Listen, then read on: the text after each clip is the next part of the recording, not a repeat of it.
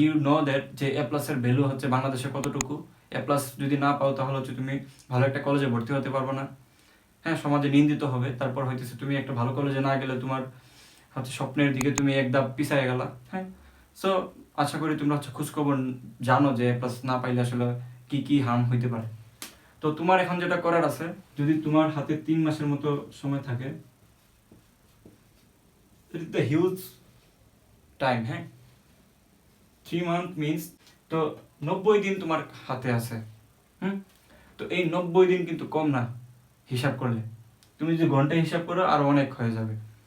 So তোমার কাছে huge একটা সময় আছে। তুমি যদি কিছুই যদি তোমার প্রিপারেশন না থাকে, দেন এখনো সম্ভব তোমার পক্ষে এ প্লাস পাওয়া। কেমন করে চলো সেটা একটু বলার চেষ্টা করি। তুমি কি করবা, তুমি একটা জোনের মধ্যে ঢুকে যাবা। অর্থাৎ ফার্স্ট অফ অল তোমাকে যেটা করতে হবে, অ্যাভয়েড অল ডিস্ট্রাকশন মিনস তোমাকে এখন ফেসবুক, ইউটিউব, যত হচ্ছে যেই সকল জিনিস তোমাকে হচ্ছে এন্টারটেইন করে, তোমার সময়টা নষ্ট করে, এগুলো থেকে সম্পূর্ণ বিরত থাকতে হবে। এগুলা টোটালি হবে। তুমি যদি হচ্ছে পরীক্ষায় এ প্লাস পাইতে চাও, এই এই এই কাজটা তোমাকে করতেই হবে, কিছু করার নেই। হ্যাঁ, আশা করি এইটা করতে তোমাদের অসুবিধা হবে না। মাত্র 2 থেকে 3 মাস পরে ধুমায় এ প্লাস, পরে ধুমায় হচ্ছে তুমি এইসব চালায়, কোনো প্যারা নাই। তুমি যদি এখন এগুলো করে সময় নষ্ট করো, কিছুদিন পরে যখন এ প্লাস পাবো না, তোমার ফ্রেন্ডরা যখন ফেসবুকে স্ট্যাটাস দিবে গড জিপিএ 5, তখন তোমার কাছে কেমন লাগবে? নিশ্চয়ই ভালো লাগবে না। এবং যারা হচ্ছে এ প্লাস পাবে তারা ঠিকই হচ্ছে এখন ফেসবুক, ইউটিউব এগুলো রেখে পড়াশোনা করতেছে। তো তুমি আসলে এসব করবা, এবং একটা গাইডলাইন যেটা আমি দিয়ে দেবো এরকম যদি তুমি সত্যি মানে ফলো করো, ইউ ডেফিনেটলি তুমি পরীক্ষায় ভালো ফলাফল অর্জন করতে পারবা। তো ডিস্ট্রাকশনটা তুমি হচ্ছে অ্যাভয়েড করলা। দেন তুমি যেটা করবে, একটা জোনের ভিতরে ঢুকে যাবো। জোন মিনস হচ্ছে তোমার লাইফটাকে একটু ছোট করে নিবা।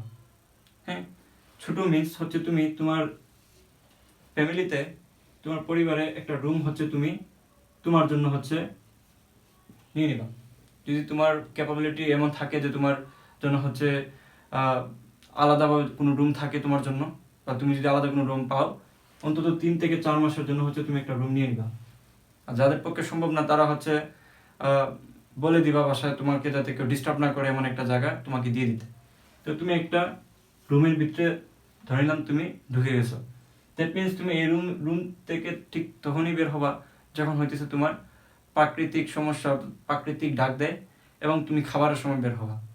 হ্যাঁ, বাথরুম এবং খাবার ব্যতীত রুম থেকে বের হওয়া যাবে না। বাসায় বলে দিবা যে তোমাকে যাতে অন্য কোনো কাজে ডাকা না হয়। তো এই কাজটা তোমাকে করতে হবে। তো তোমার কাছে কিন্তু পুরা সময়টা তুমি পাইতেছো। হ্যাঁ, পুরা সময়টা তুমি তোমার মতো করে ইউটিলাইজ করতেছো। অ্যান্ড ডেফিনেটলি তুমি হচ্ছে ওয়াইফাই যদি থাকে ওয়াইফাইটা অফ করে নিবা। হ্যাঁ, কিংবা তুমি যদি নিজেকে কন্ট্রোল করতে পারো, হ্যাঁ, তাহলে ওয়াইফাই থাকুক, প্যারা নাই। ওয়াইফাই দিয়ে যদি বা ডাটা দিয়ে তোমার যদি কোনো একটা জিনিস প্রয়োজন হয় তুমি সেটা দেখে নিলা। এটা হচ্ছে স্টাডি রিলেটেড কিছু হইতে পারে, কোনো ভিডিও হইতে পারে। সো বুঝতেই পারতেছো, কিন্তু অন্য কিছু করা যাবে না, জাস্ট পড়াশোনায় ফোকাসড হওয়া। জাস্ট মাথার মধ্যে তোমার থাকবে শুধু পড়া পড়া পড়া। অন্য কিছু যদি থাকে, কোনো একটা মুভি, কোনো একটা ফেসবুকের কোনো একটা ভিডিও, এগুলো মাথার মধ্যে ঘুরতে থাকলে আসলে পড়াশোনা ঢোকার জায়গা নেই। তো এই রুমটার মধ্যে তুমি ঢুকে যাবা। দেন হচ্ছে তুমি একটা রুটিন করতে পারো। হ্যাঁ, তুমি একটা সুন্দর মতো একটা তোমার নিজের রুটিন বানাইতে পারো, যেই রুটিন মতো তুমি আগামী 3 মাস বা 2 মাস তুমি পড়তে পারো। হ্যাঁ, সো ওই রুটিনটা আমি যদি তোমাকে এখন তোমাকে দেই তাহলে কেমন হইতে পারে সেটা দেখো, আইডিয়া নাও। একটা কাগজ নিতে পারো, নিয়ে হচ্ছে 2টা পার্ট করতে পারো, লেফট এবং রাইট। তো এইদিকে হচ্ছে তুমি লিখতে পারো তোমার নোন, এদিকে লিখতে পারো আননোন। তো নোন এবং আননোন মানে হইতেছে কি? নোন হচ্ছে তুমি আগে যে জিনিসগুলো পড়েছো, মনে করো যে তুমি আগে 10টা চ্যাপ্টার পড়েছো বা 20টা চ্যাপ্টার পড়েছো। হ্যাঁ, এগুলো তুমি একটু নোট ডাউন করে নিলা। নোট ডাউন বলতে তুমি জাস্ট চ্যাপ্টারের নামগুলো তুমি এরকম করে লিখে নিলা। অ্যান্ড দেন তুমি আননোনে আসলা। আননোনে বলতে তুমি যেগুলো পড়ো নাই ওইগুলো না, কারণ তুমি ডেফিনেটলি এই সময়টাতে এসে পুরো বই শেষ করতে পারবে না। হ্যাঁ, তুমি যেটা করতে পারো, টেস্ট পেপার। হ্যাঁ, বাজার থেকে যে কোনো টেস্ট পেপার কিনে নিবা। ভালো স্টুডেন্ট যারা আছে আমি জানি তোমরা অলরেডি টেস্ট পেপার পড়ে ফেলছো, যারা হচ্ছে পড়ো নাই তারা অবশ্যই টেস্ট পেপার কিনে নিবা। দেন হইতেছে তুমি কোনো কোনো কথা হবে না, জাস্ট তুমি হচ্ছে টেস্ট পেপার নেওয়ার পরে প্রত্যেকটা যেগুলো হচ্ছে শর্ট সিলেবাসের আন্ডারে আছে প্রত্যেকটা অধ্যায়ের 15 থেকে 20টা বোর্ড কোয়েশন তুমি সলভ করে নিবা। হ্যাঁ, বোর্ডের কোয়েশন তুমি সলভ করবা। এটা কেন করবা? কারণ হইতেছে তুমি এই 10 থেকে 15টা যখন তুমি সলভ করে নিবা, তুমি অবাক হয়ে একটা জিনিস লক্ষ্য করবা যে একটা পার্টিকুলার চ্যাপ্টারের পার্টিকুলার কিছু টপিক ছাড়া স্যারেরা অন্য কোথাও থেকে প্রশ্ন করে না। তাহলে পরে চিন্তা করো তো, তোমার জন্য কিন্তু পড়ার সীমানাটা একদম কমে আসলো। তুমি এক্সট্রা জিনিসপাতি কম পড়বা, তুমি জাস্ট তোমার ইম্পর্টেন্ট জিনিসই পড়ে যাবা। অর্থাৎ তুমি কিউএনএ অ্যানালাইসিস, অর্থাৎ তুমি কোয়েশ্চেন অ্যানালাইসিস করে বুঝতে পারো। কোয়েশ্চেনটা অ্যানালাইসিস করে তুমি যেটা বুঝতে পারো সেটা হচ্ছে যে স্যারেরা বারবার কিছু বোর্ডে কিছু পছন্দের বা সিলেক্টিভ কিছু বিষয় থেকে বারবার প্রশ্ন করে। যেমন গতি চ্যাপ্টার থেকে বারবার হইতেছে তোমার একটা বিড়ালের পিছনে একটা বাঘ দৌড়াইতেছে, একটা ট্রেনের পিছনে একটা মানুষ দৌড়াইতেছে, কখন একসাথে হবে, একটা বস্তু উপর থেকে পড়তেছে, কখন একসাথে মিলিত হবে, কোন জায়গায় বিভব শক্তি গতি শক্তির সামথিং গুণ হবে, এই ব্যাপার স্যাপারগুলো বারবার প্রশ্ন আসতেছে। দেন তুমি যদি এইগুলো রেখে শুধুমাত্র বই, টেক্সট বই নিয়ে কিছু আননেসেসারি জিনিসপত্র পড়ে যাও এই টাইমে, কিন্তু তোমার আসলে আলটিমেটলি লস। তো এই জন্য তুমি টেস্ট পেপার কিনে আগে তুমি বুঝে নিবা যে কোন কোন জায়গা থেকে স্যারেরা প্রশ্ন করে এবং তুমি কোন কোন জায়গা পড়ো নাই, বা তোমার কি কি জিনিস ঝাপসা এখনো রয়ে গেছে, এটা হচ্ছে আননোন। তো এগুলো তুমি একটু নোট ডাউন করে নিলা। এন্ড নোন যেগুলো হচ্ছে তুমি আগে পড়েছো সেগুলো, তার কারণ হইতেছে এই অল্প সময়ের ভিতরে তোমার সব কিছু রিভিশন দিতে হবে এবং প্র্যাকটিস না করলে হচ্ছে তুমি সহজ একটা ম্যাথ তুমি পারবা না। এই জন্য তুমি করবা কি, এরকম হচ্ছে এই যখন তুমি নন জিনিসগুলো তুমি লিখলা এই সাইটে, আর নন জিনিসগুলো এই সাইটে লিখলা, হ্যাঁ, সাইড টু সাইড তুমি এই জায়গায় ফাংশন করো নাই, কিন্তু পরীক্ষা ফাংশন আসে। হ্যাঁ, এদিকে মনে করো তুমি হচ্ছে ওয়েব বা তরঙ্গের চ্যাপ্টারটা পড়েছো, কিছু ম্যাথ করেছো, কিছু সূত্র তুমি জানো, হ্যাঁ, করে ফেলছো এগুলা। তো তুমি করতে পারো কি, দিনের 2টা টাইম তুমি ভাগ করে নিবা। দিনের একটা টাইমে তুমি হইতেছে নন জিনিসপাতি পড়বা, অর্থাৎ ওয়েবের চ্যাপ্টারটা পড়বা, ম্যাথ করবা, টেস্ট পেপারে যাবা, টেস্ট পেপার সলভ করবা।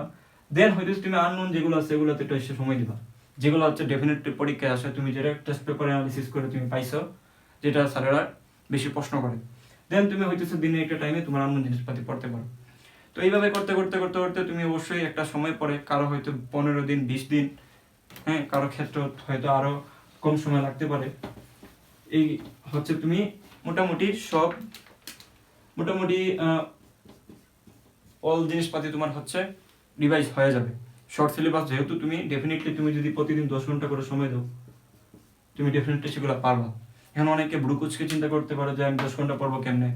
হ্যাঁ ভাই, এসএসসি পরীক্ষায় যদি তুমি এ প্লাসটা না পাও, তখন তুমি আশেপাশের দুনিয়াটা তোমার কাছে একদম বাস্তব মনে হবে।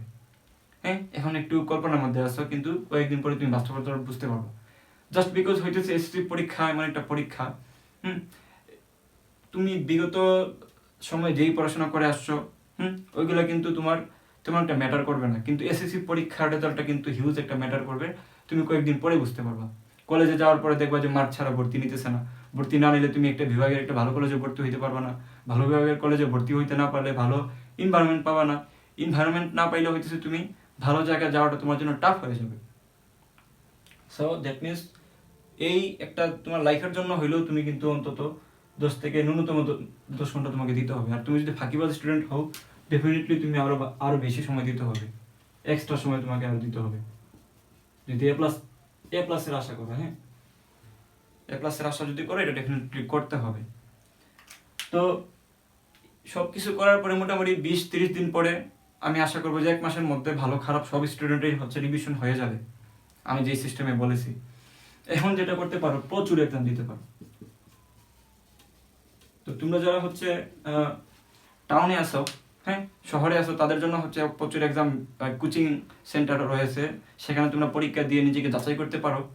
কিন্তু যারা হচ্ছে গ্রামে রয়েছে, তাদের জন্য তোমরা যেটা করতে পারো, টেস্ট পেপার যে কিনেছো না, টেস্ট পেপারের পিছনে দেখবা যে মডেল দেওয়া আছে।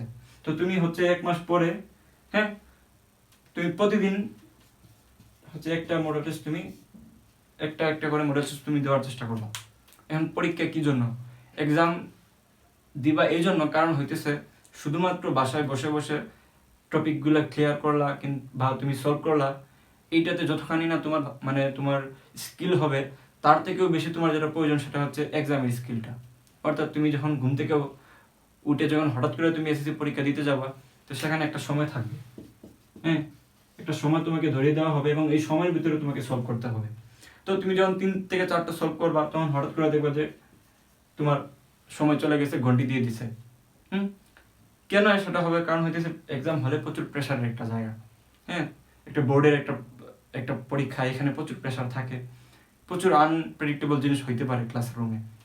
তো এই জন্য হচ্ছে তুমি আগে প্রচুর এক্সাম দিয়ে নিজেকে হচ্ছে প্রিপেয়ার করবা, নিজেকে হচ্ছে এক্সামের প্রেশারটা নিজের মধ্যে হচ্ছে প্র্যাকটিস করে করে আনতে হবে, যাতে হঠাৎ করে তুমি পরীক্ষা হলে যায় একদম বোকা বনে না যাও। হঠাৎ করে যখন তুমি কোনো একটা ভারী কাজ করো কিংবা ফুটবল খেলো, পরের দিন কি শরীরে ব্যথা করে না? তার কারণ হইতেছে তুমি আগে আগে খেলো নাই, প্র্যাকটিসে ছিল না, হ্যাঁ। তো এটা এরকমই, তুমি প্র্যাকটিস না করলে হঠাৎ করে এক্সাম হলে যায় তুমি ফাটাই ফেলতে পারবে না। তো প্রতিদিন এক্সাম দিবা, ডেইলি, ডে বাই ডে। তো এই হচ্ছে সংক্ষিপ্ত আলোচনা। তোমার যদি এসএসসি পরীক্ষা নিয়ে আরও কিছু জানতে চাও, ডেফিনেটলি তুমি কমেন্ট করতে পারো। তোমাদের কমেন্টসের ভিত্তিতে আমি আরও ভিডিও বানাইতে পারি। তো সবার পরীক্ষার প্রস্তুতি ভালো কামনা করে এখানে শেষ করতেছি। খুদা হাফেজ।